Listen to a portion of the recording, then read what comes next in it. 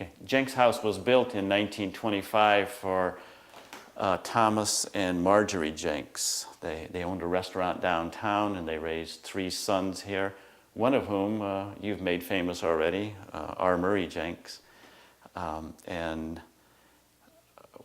We met him before we opened, about a year before we opened, 6 months, a year before we opened. He gave us a lot of good information about growing up here in the neighborhood. It was fun listening to your interview with him, watching it, because it reminded me a lot of just talking with him here.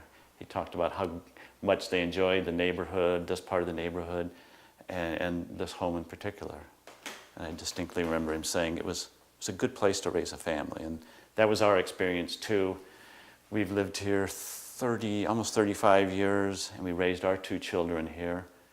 And after they kind of went on their own, it's a lot of house for 2 people.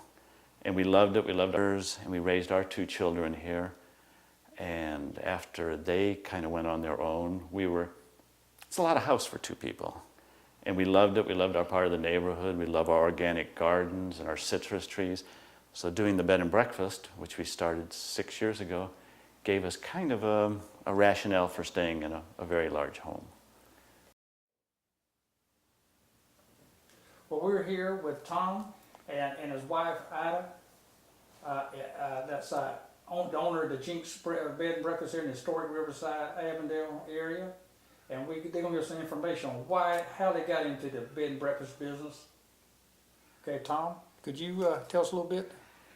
Probably, well, we've lived here 35 years, April 4th, and our kids are up and gone, and it was a big house, and we almost needed a rationale for staying here.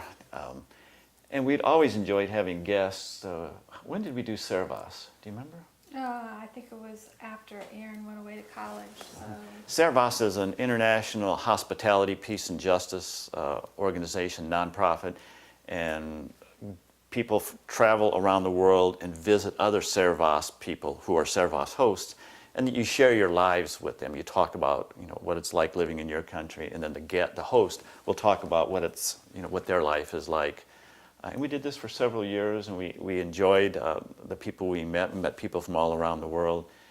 And then eventually we decided we enjoyed that so much, we decided to try a bed and breakfast. And we've put so much work into this house, about 19 years worth of work.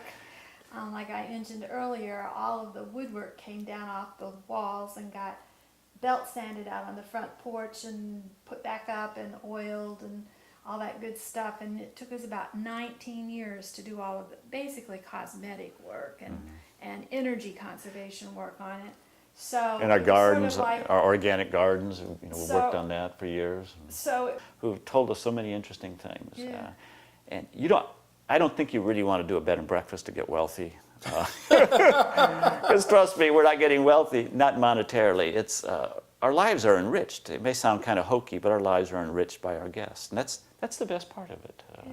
You find it's a lot of work, but enjoyable work. Yeah, I think that's the biggest. Well, Tom has taken over vacuum cleaning and dusting, and nobody likes vacuum cleaning and dusting. Nobody likes that. And I never used to really do this very much, but now that Right. we're a B&B, I'm really a little anal about it. Yes, yes. If somebody drops a piece of thread, he's lint on the wood floor. It just jumps out at me. It drives me nuts.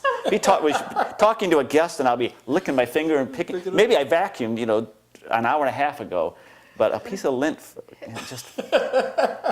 I need help. Any lady who's watching, they'll know why I like being a bed and breakfast. Yeah, right. But there are a lot of fun things to it. Like, we have 5 orange trees out there, and we grow them organically. And in about 6 weeks, they'll be ripe, and it's so much fun to pick them off the tree, juice them, and put them on the pitcher for our guests, and tell them they were on the tree maybe 25 minutes ago. And you do stuff in the garden for breakfast? Yeah, you'll be cooking for months, and you'll sort of get in a rut, the same breakfast every morning. Well, no, we'll rotate, but coming up with new things. sometimes when she's cooking something for me, she doesn't. Go. She doesn't write down what she did, and I ask her, "Can you replicate that?" And she says, "Well, maybe, but I don't exactly remember what I did." Fortunately for our guests, the 5 or 6 regular things that we do, she's got that down pat.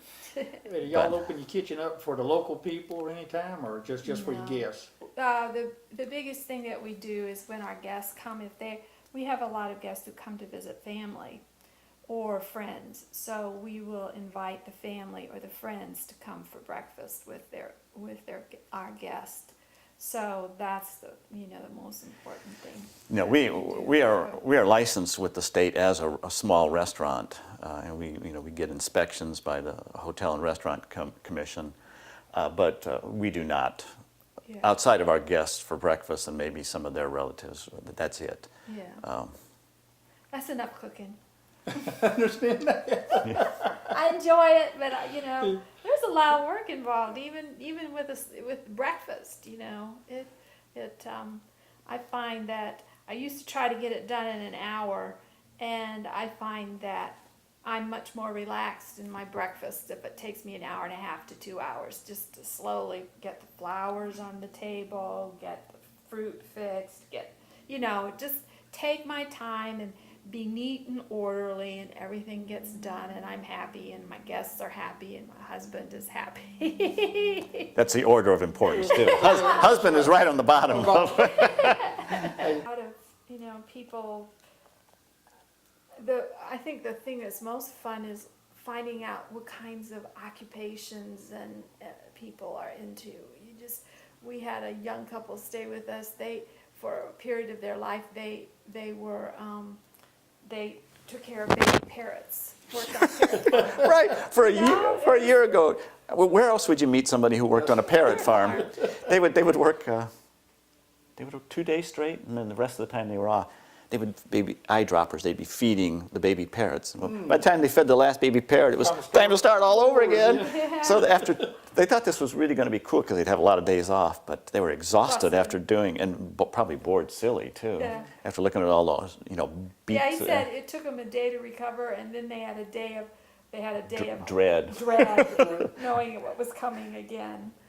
So I'm quite sure we would have never had met anybody who worked on a parrot farm before. Yeah. If you hadn't been in the bed and breakfast. Yeah, exactly. Yeah. Are y'all two planning on staying in the bed and breakfast business? Yes. Well, there's a little hesitation there. No, I don't think so. Okay. Occasionally we get a little tired with with some of the tedium, the cleaning and that. But now we're going to go. We're 63. We're going to go into our 70s doing it. It's the biggest thing is health, I think. Yeah. Which would we try to take care of ourselves. We exercise. Okay, Ida, Tom, we appreciate you telling us all about your bed and breakfast, your experience and everything, and we wish you the best. thank you. Thank you. It's been fun talking with you. Thank you.